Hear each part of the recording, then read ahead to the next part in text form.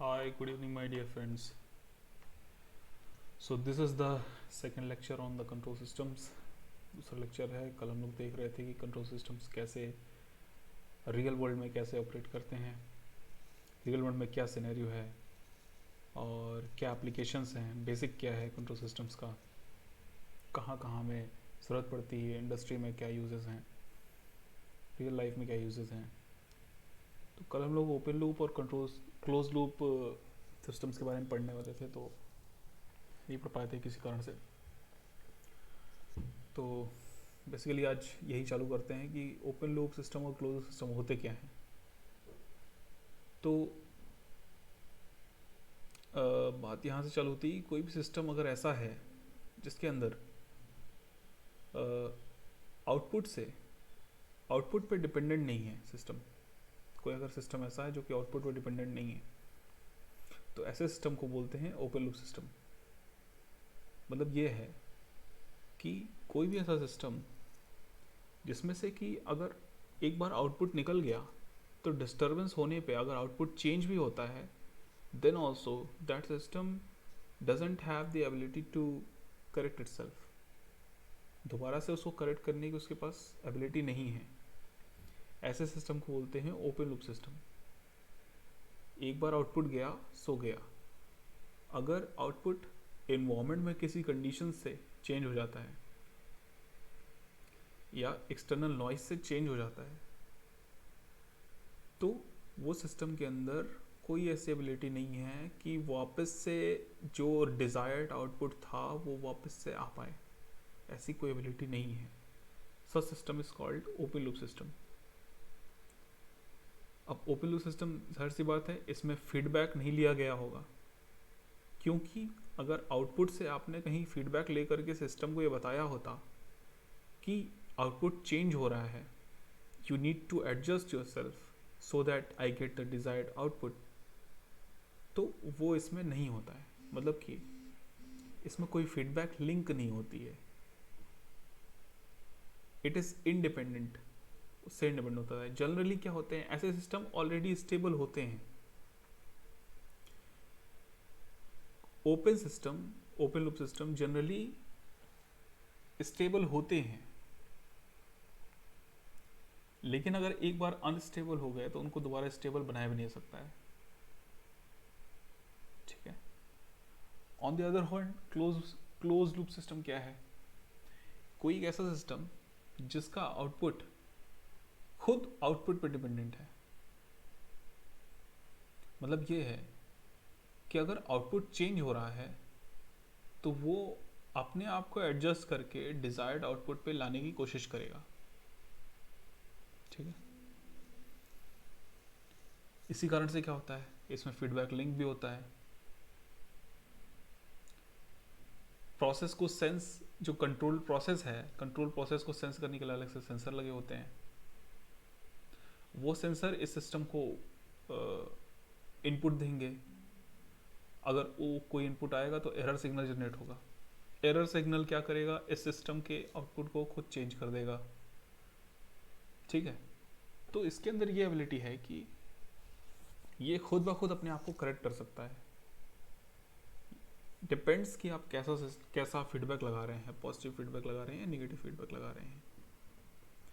हाँ, close loop लगाने से गारंटी नहीं है कि ये सिस्टम स्टेबल हो ही जाएगा. मतलब कि कुछ चांसेस हैं कि स्टेबल हो सकता है, इसकी गारंटी नहीं कि स्टेबल हो जाएगा. कोई अनस्टेबल सिस्टम है, उसमें आपने फीडबैक लगा सोच दिया ये जो है स्टेबल बन जाएगा. It's not necessary.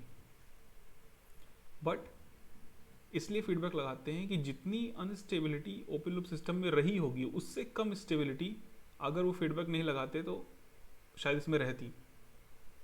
ठीक है. तो अब फीडबैक लगा दिया तो अब वो उतनी स्टेबिलिटी नहीं रहे, अनस्टेबिलिटी नहीं रहेगी, इसकी स्टेबिलिटी और बढ़ जाएगी. ऐसे सिस्टम को बोलते हैं क्लोज लूप सिस्टम. ठीक है. तो बेसिक डिफरेंसेस को एक बार जरा समझेंगे हम लोग.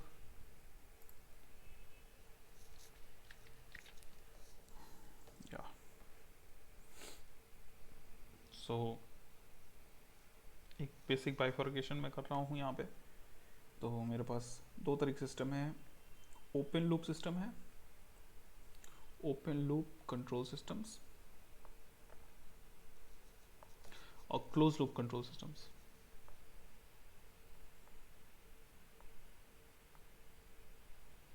क्या होगा यहाँ पे, आउटपुट अगर चेंज हो गया, आउटपुट अगर चेंज होगा तो यहाँ पे कोई करेक्शन की पॉसिबिलिटी नहीं है,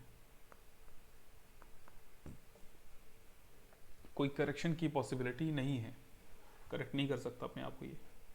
ऑन द अदर हैंड जो क्लोज लूप सिस्टम है वो क्या है, अगर आउटपुट चेंज होगा is subject to change due to which, किसके कारण चेंज हो सकता है, एनवायरमेंट के कारण, एनवायरमेंट के कारण या नॉइजेस के कारण। अगर आउटपुट चेंज होगा यानी नॉइजेस और एनवायरमेंट रिलेटेड जो भी फैक्टर्स हैं अगर वो मेरे आउटपुट को अफेक्ट करेंगे, then in that case it shall have the ability to correct itself.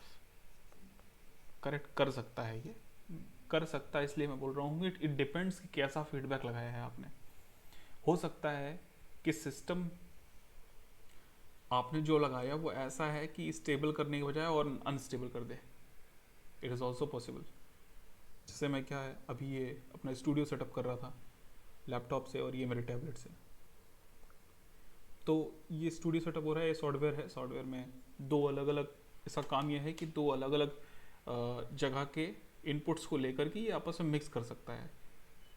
तो यहाँ पे कैमरा है, कैमरा के साथ साथ ये मेरा टैबलेट है, तो इसका नॉइज़ मेरे पे ऑन रह गया, यहाँ पे इसका माइक ऑन रह गया, टैबलेट का माइक ऑन रह गया, तो कहीं से उसको साउंड मिल रही थी और मैंने लैपटॉप का मॉनिटर भी चालू कर रखा था। तो मॉनिटर चालू कर रखा था मतलब कि जो भी नॉइज़ होंगी वो मॉनिटर उसको प्रोड्यूस करेगा एज एन आउटपुट, मतलब स्पीकर इसका बोलेगा, लैपटॉप का स्पीकर बोलेगा, लैपटॉप का इधर स्पीकर बोल रहा है और ये कहीं ना कहीं से साउंड कैप्चर कर रहा है, नॉइज़ कैप्चर कर रहा है टैबलेट। तो हो क्या रहा है, ये फीडबैक बन जा रहा है एक तरीके से, उधर इधर से नॉइज़ गई, माइक ने सेंस किया, सिस्टम के अंदर गया, वो लैपटॉप के आउटपुट से बाहर निकला, लैपटॉप के स्पीकर से बाहर निकला, वापस से इसने सेंस किया उसी नॉइज़ को, एम्पलीफाई हो रहा है, वापस से उसी को सेंस किया, फिर इसने अंदर भेजा, फिर वहाँ से स्पीकर, तो ऐसे करने का लूप बन रहा है, it's a kind of loop. और जब ऐसा लूप बनता है तो ये क्या करेगा, एक श्रिल साउंड आने लगी मेरे लैपटॉप से, एक श्रिल साउंड आने लगी, ये ऐसा लग रहा था अभी ये फट जाएगा, स्पीकर फट जाएगा। क्यों हुआ ऐसा, it is because of feedback, feedback के कारण ऐसा हुआ। तो डिपेंड करता है कि आप पॉजिटिव फीडबैक लगा रहे हैं या नेगेटिव फीडबैक लगा रहे हैं, कोई सिस्टम स्टेबल या फिर अनस्टेबल हो सकता है, ठीक है। तो ये बता दिया, ये बेसिक फिलॉसफी है कि आउटपुट में ऐसा होगा। दूसरा क्या है, यहाँ पे फीडबैक होगा और यहाँ पे फीडबैक नहीं होगा, फीडबैक लिंक मैं बोल दे रहा हूँ, यहाँ पे feedback link is the word. मतलब क्या है, मतलब कल हमने जो पढ़ाया था ये रहा, ये चीज़ नहीं होगी यहाँ पे। मतलब ये है कि कंट्रोल्ड सिग्नल जो था, कंट्रोल सिग्नल का कुछ अंश एक फीडबैक सेंसर सेंस कर रहा होता है, वो केवल क्लोज में होगा। अगर वो सेंसर नहीं है तो मतलब वो ओपन लूप है, वहाँ पे कोई सेंसर नहीं लगा है जो कि कंट्रोल आउटपुट को सेंस कर रहा है, ठीक है। ये एक तरीके से क्या है, ये चौकीदार है, ठीक है, चौकीदार है ये।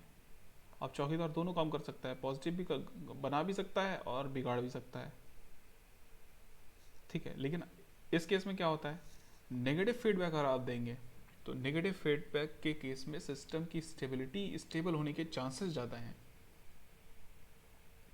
क्यों, क्योंकि वो इनपुट में ऑलरेडी जाके मिल के सिस्टम को अनस्टेबल नहीं कर पाएगा, बल्कि डिस्ट्रक्टिवली इंटरफेयर करेगा। कंस्ट्रक्टिवली अगर इंटरफेयर करता है यानी कि इनपुट में जो सिग्नल आ रहा है उसमें फीडबैक का ही कोई अंश उसके ही फेज में जाके मिल जाए, तो it will create a huge output which and it will make the system unstable. लेकिन नेगेटिव फीडबैक में क्या है, डिस्ट्रक्टिवली इसमें तो क्या हो रहा है, थोड़ा सा गेन आपका कम कर देगा, हो सकता है आपका आउटपुट थोड़ा कम हो जाए, लेकिन सिस्टम की स्टेबिलिटी मेंटेन रहेगी। ठीक है, तो पॉजिटिव और नेगेटिव फीडबैक को आगे पढ़ेंगे भी, लेकिन ये बेसिक डिफरेंस है कि बिगाड़ भी सकता है और बना भी सकता है, दोनों चीज़ें। अगला देखते हैं, तो फीडबैक बता दिया। तीसरा क्या है, तीसरा एक चीज़ है जिसे बोलते हैं ट्रांजिएंट्स। ओपन लूप में क्या होता है, ट्रांजिएंट्स जो है, ट्रांजिएंट्स ख़त्म होने में काफ़ी समय लगता है, it takes a lot of time. लेकिन क्लोज लूप सिस्टम में क्या है, ये ट्रांजिएंट जल्दी से ख़त्म हो जाते हैं। ऐसा क्यों है, ऑल बिकॉज ऑफ फीडबैक। क्योंकि सिस्टम में फीडबैक लगा हुआ है, तो ज़्यादा देर तक ये सिस्टम ट्रांजिएंट स्टेट में नहीं रह पाता है। क्यों, क्योंकि वो जो फीडबैक लगा हुआ है वो इजीली ट्रांजिएंट्स को सेंस करके उसको डाई आउट करने में मदद करता है। लेकिन ओपन लूप में क्या है, क्योंकि इसमें कोई फीडबैक नहीं है, इसलिए ट्रांजिएंट्स अपना समय ले करके डाई आउट होते हैं। अब क्वेश्चन क्या है कि यहाँ ट्रांजिएंट्स क्या है,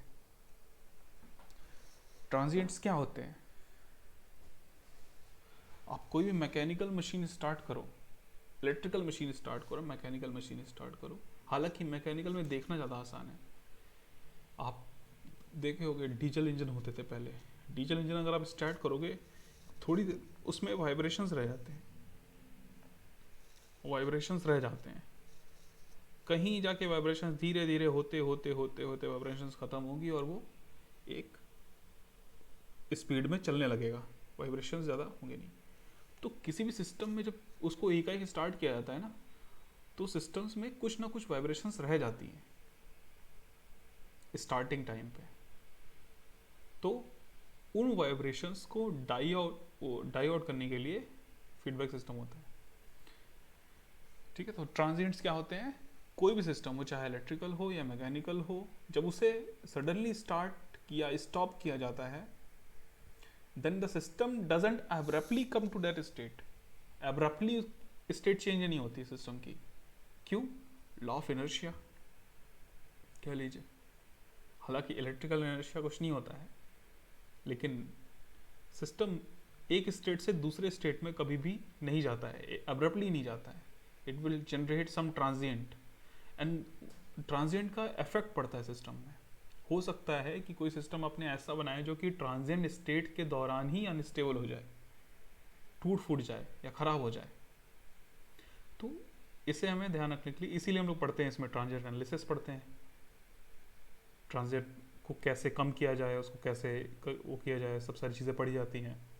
ट्रांजिएंट्स को आपको जल्दी से जल्दी ख़त्म कर देना है, ये हमारा एम है कंट्रोल सिस्टम पढ़ने का। ठीक है,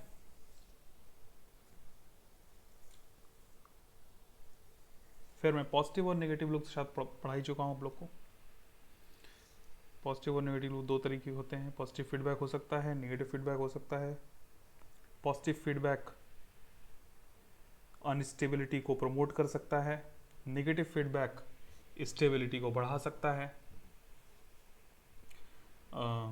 ओपन लूप में दोनों ही नहीं होते हैं, कोई फीडबैक ही नहीं होता तो कोई इसका सवाल नहीं है। उसके बाद क्या है कि जनरली ये सिस्टम स्टेबल इसलिए बोला गया है कि ओपन लूप सिस्टम को कोई मतलब नहीं है। जैसे मान लो कि पंखे का बटन है, क्या है ओपन लूप सिस्टम में, आपने एक बार चालू कर दिया, चल रहा है बढ़िया आराम से, अनटिल अनलेस उसमें कोई चेंज ना आए। एक कोई ट्रैफिक लाइट है, एक बार उसने सिग्नल दे दिया खत्म बात। तो जनरली सिस्टम स्टेबल होते हैं, मतलब कि अपनी स्टेट को जनरली चेंज नहीं करते हैं। ठीक है, स्टेबिलिटी का क्वेश्चन वहाँ पे आता है जहाँ पे कोई ऐसा सिस्टम जो अपनी स्टेट को बार बार चेंज करने में सक्षम हो, पॉसिबिलिटी है जहाँ पे, तो वहाँ पे क्वेश्चन आता है। अच्छा, कुछ एक दो नोट है। नोट क्या है, इसमें लिखा हुआ है कि वही जो है कि गारंटी नहीं है कोई सिस्टम की, मतलब कि नेगेटिव फीडबैक देने पर भी हो सकता है सिस्टम अनस्टेबल हो जाए, ठीक है। तो दीज आर द थिंग्स।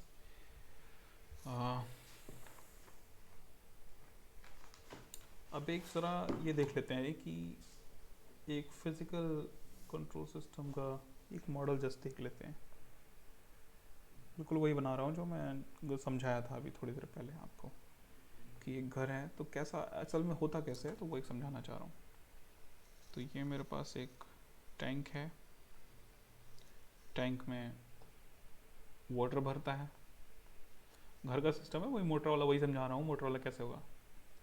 और इसको सेंस करने के लिए यहाँ पे लेवल सेंसर लगाया होगा, ठीक, लेवल सेंसर लगाया होगा, या यहाँ पे कुछ मान लीजिए ढक्कन जैसा कुछ लगा हुआ है, ठीक है, यहाँ ढक्कन, इसके ऊपर ढक्कन पड़ा हुआ है। वो ढक्कन क्या कर रहा है, ढक्कन लेवल के साथ मूव होता है, ठीक है। और इसके मूव होने से कहीं मैंने इसको अटैच कर दिया है यहाँ रेजिस्टेंसेस से। ये ढक्कन मूव होने से चूँकि लेवल चेंज होगा, ये लेवल है पानी का, इसमें वाटर भरा हुआ है टैंक में, ठीक है। और ये आपके घर की मोटर है, आप इसमें पानी डालते हो, इसमें पानी जाता है मोटर से आपकी, और आप चाहते हैं कि हम ये बंद हो जाए, जब टंकी आपकी भर जाए तो ये मोटर बंद हो जाए खुद ब खुद, ये आप चाहते हैं। आपने ढपली लगाई, कोई रेजिस्टेंसेस को कनेक्ट किया, it's a series of resistances, है ना, ठीक है। तो ये हो गया। और जाहिर सी बात है यहाँ मुझे कोई एक एरर से यहाँ सिग्नल देना पड़ेगा, ठीक है।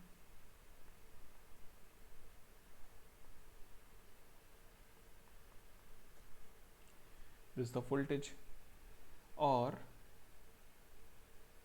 क्या किया है कि अक्रॉस वोल्टेज को अपने ये वोल्टेज हो जाएगा इस वोल्टेज को, ये ग्राउंड है, मान लेते हैं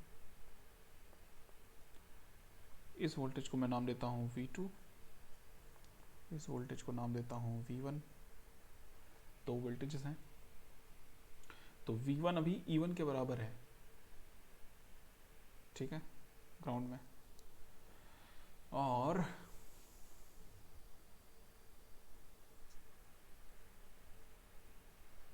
यहाँ कहीं से आपने एक आउटपुट लिया है, ये आपने एक आउटपुट लिया है, और इसके मूवमेंट से यहाँ जो वोल्टेज जनरेट होगा, ये इसके मूवमेंट से, चूँकि अगर ये डबली मूव करेगी तो ये भी मूव करेगा, यहाँ पे मूवमेंट होगी, ठीक है। तो इसके मूवमेंट से जो वोल्टेज जनरेट होगा, वहाँ से आपने एक वोल्टेज लिया है, दो तरीके की वोल्टेज आपने ले लिया, ठीक है। कुछ ये वोल्टेज V3 हो गया, इन दोनों डिफरेंस, उस वोल्टेज को आपने अप्लाई किया, किस में भेजा, आपने भेजा, आपको चूँकि मोटर बंद करनी है तो जाहिर सी बात है आप जहाँ पे बटन होगा, बटन आपको प्रेस करना पड़ेगा। मैं मान लेता हूँ कि यह मोटर एक बटन से चलती है, और बटन को बंद करने के लिए अभी आप हाथ से जाके बंद करते थे, मैं मान लेता हूँ कि आपने अभी क्या है, सर्वो मोटर का सहारा लिया है, सर्वो मोटर, ठीक है। तो सर्वो मोटर का सहारा लेकर के आप बटन को बंद कर रहे हैं, ओके। अच्छा, एक चीज़ और है, सर्वो मोटर में जो वोल्टेज लगता है, ये वोल्टेज जो है इस high voltage related to this, ये जो वोल्टेज हमारा निकल करके आएगा ना, ये कुछ मिली वोल्ट्स में होगा, या सम कुछ अ फ्यू वोल्ट्स होगा, फ्यू वोल्ट्स। तो यहाँ पे मुझे एक एम्पलीफायर भी लगाना पड़ेगा, एम्पलीफायर, या फिर बोलें कि पावर, उसको बढ़ाने करके लिए पावर एम्पलीफायर लगाना पड़ेगा, ठीक है। उसके बाद ये सर्वो मोटर में गया, ये 0 to 180 वोल्ट पे काम करता है, या 200 वोल्ट पे, 220 वोल्ट पे काम करता है, ठीक। इसको पावर देंगे, और ये पावर क्या करेगी, मोटर की शाफ्ट बटन को बंद करेगी, बटन हमारी यहाँ पे मोटर बंद हो जाएगी, ठीक है। अब इसमें समझने की कोशिश करते हैं कि कौन कौन सा एलिमेंट क्या क्या है, कंट्रोल सिस्टम की लैंग्वेज में क्या क्या है, इसको समझने की कोशिश करते हैं। तो इसको समझें। हाँ, तो ये मेरा हो गया plant, this is the this a plant जिसको आपको कंट्रोल करना है, ठीक है। और ये जो लेवल है, लेवल क्या है, व्हाट इज दिस लेवल,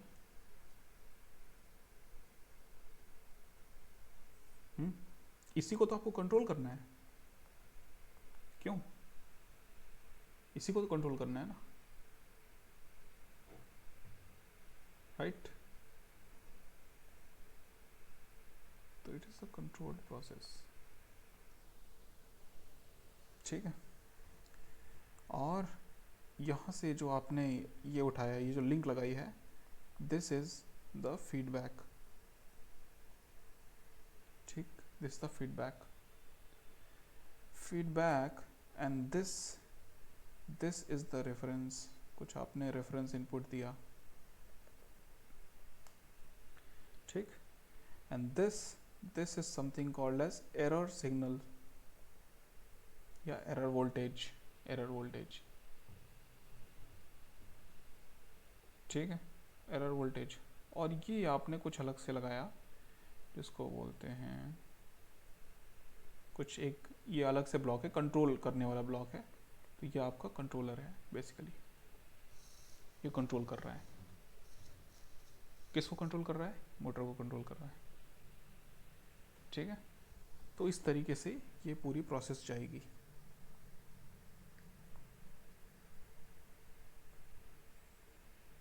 ठीक है। अगर मैं इसको ब्लॉक डायग्राम के उसमें बनने को सोचूं तो कैसे बनेगा, ब्लॉक डायग्राम बनाने का, चलिए ये तो ऑलरेडी बन जाता है,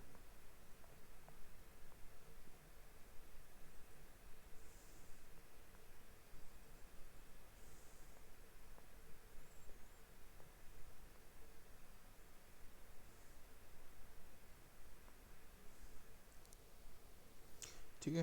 तो यहाँ पे जो आपने वोल्टेज दिया है वो ये है, ठीक है।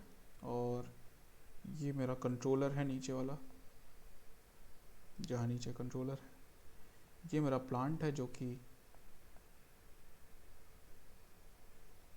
इसको शो कर रहा है, वाटर के टैंक को शो कर रहा है, दिस बेसिकली टैंक, ठीक है। और यहाँ पे जो अपन ने फीडबैक लिया है, ये क्या है, ये फीडबैक लिंक है, फीडबैक लिंक, उसको फिर आप वोल्टेज में कन्वर्ट कर रहे हो, सम मेजर लगा करके वोल्टेज में कन्वर्ट कर रहे हो, तो वोल्टेज यहाँ पे हो गया। और ये कंट्रोल प्रोसेस क्या है, दिस इज लेवल, ठीक है। तो लेवल ऑफ द टैंक,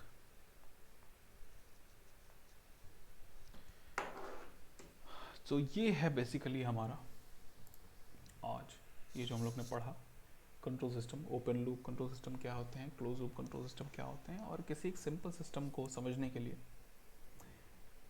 क्या क्या उसके एलिमेंट्स हैं, कंट्रोलर क्या है, हमारे फीडबैक लिंक क्या है, एरर सिग्नल क्या है, रेफरेंस इनपुट क्या है,